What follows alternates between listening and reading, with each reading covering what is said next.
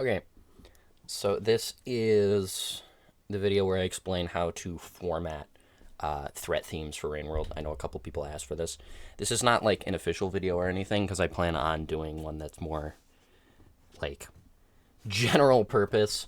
This is just a quick and dirty explanation, so I'm not going to go over some things, but it's whatever.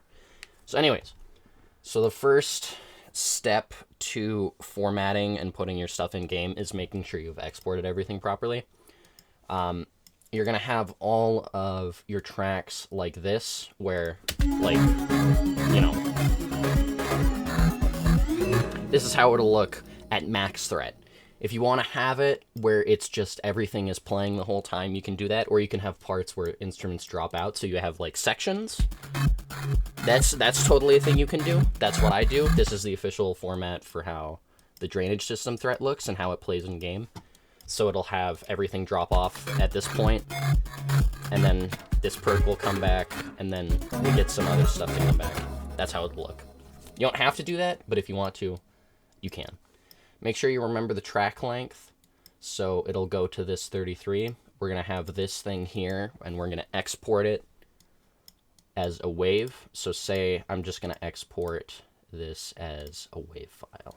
So when we export it, we're going to do TH underscore and then the region acronym. So this would be DS for drainage system. TH stands for threat, by the way.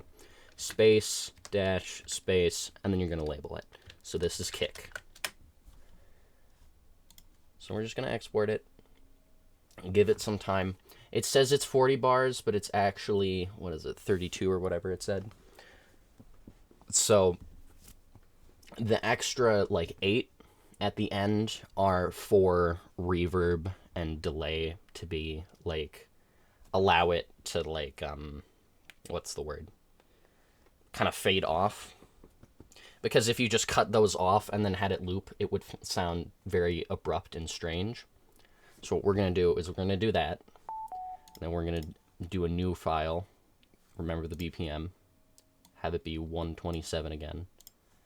And then we're going to take this. And remember it was at 32 here. So we cut this off and then bring it back to the beginning so it properly loops. It's not going to be noticeable with a kick, but with other instruments that have more reverb, it will be. And then you're going to export as an OGG file. And we're going to label it the same thing that we did last time. Just like that. And then cut it. Boom. Beautiful. And you're going to want to do that with every single one of the layers. So I'm going to grab all of the layers for the drainage system threat here, just real quick. Rain World modding stuff.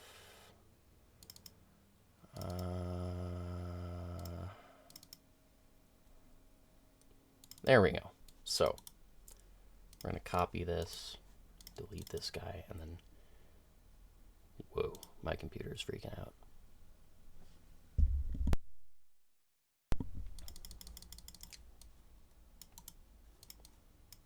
We're going to copy this and then paste it. Okay, yeah, there we go.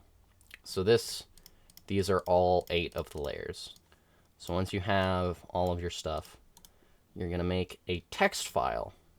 And you're going to name it the acronym, so it's just going to be DS. And then what you're going to do is you're going to get all of these, and you're going to copy and paste them in here like this. In order. It doesn't have to be in any particular order. You can put them in however you would like. But we're just going to put them in the order that they got copied and pasted to my desktop because that is the easiest. Then you're going to do space, and then I believe that's a colon, and then space, and then neutral. There is a reason that we put this after each of these instruments.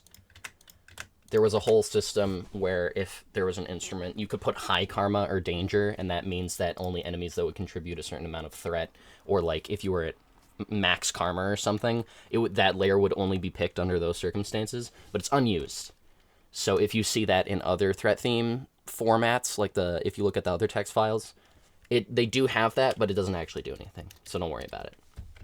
So we're going to put layer, you're going to capitalize the L but not anything else, space, colon, and space, and then you're going to do that 5 times total.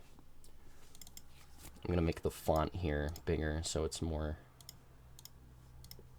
visibly noticeable. There we go. So,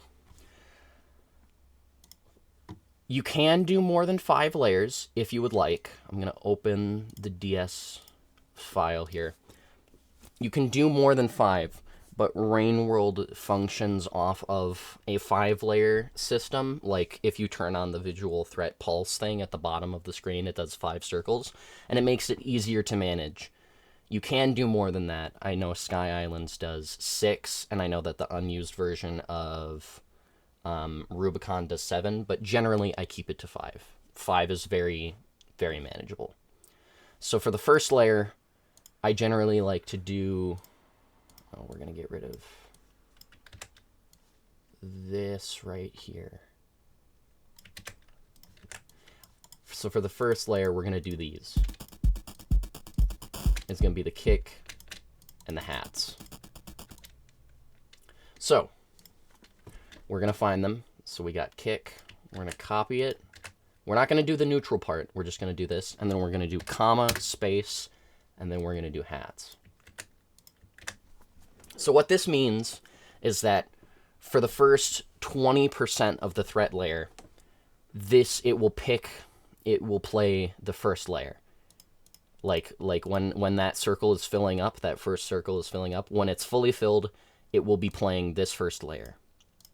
And since there's 2 different instruments, whenever you load the region, that being if you enter the region for the first time, or if you reload it by exiting and entering the game again while you're in the region, or if you die and the game reloads it in the last shelter you were in, or if you rested a shelter, no matter what, if the region gets loaded or reloaded, it will pick different layers. So it'll pick either kick or hats. So it kind of randomizes your song. But that also means that the entire song will never play at once, ever. It just doesn't do that. So, we're going to have to properly pick out the layers here. So then we do perk here. So we're going to get perk. Perk is going to be by itself, so that means this second layer will always be perk, because it's the only option that you can pick.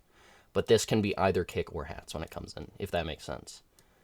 So then I want to do bass and waves. And then we're going to do... How did I format it again? Oh, yeah. And then we're going to do ARPs. And then I like to put the lead and the noise layer as the last layers. So basically, this is all good now. This is completely finished. So all that this means is that when the first, it'll pick between one of these 2 every single time. You can put more than just 2 in one. You can put 3 in one. You can do whatever combination of things that you want. But generally, I would have it all play out like this. Kind of evenly spread your stuff out so that it has some variations. You can have it so that there's just 1 instrument. You can have it so that you only have 5 instruments, and it only has 1 per layer. And that means that the song will build up the same every single time. But that means that you don't have as much variation. So technically, the threat theme can sound like this.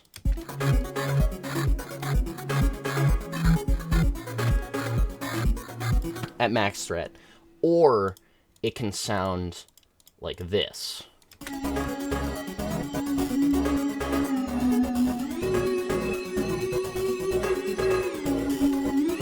Or it can be any combination of those. The only 2 that will ever be 100% consistent in here is the perk and the ARP with the way that I have formatted it. But these 2, like these pairs here, it can pick between either of them. So, now that you have that, I don't know how you officially implement this stuff in-game. I believe there is a way to do it, but I don't know exactly how to do it. But I'm pretty sure there's just like a folder where you chuck all of these, and then it'll read off of that.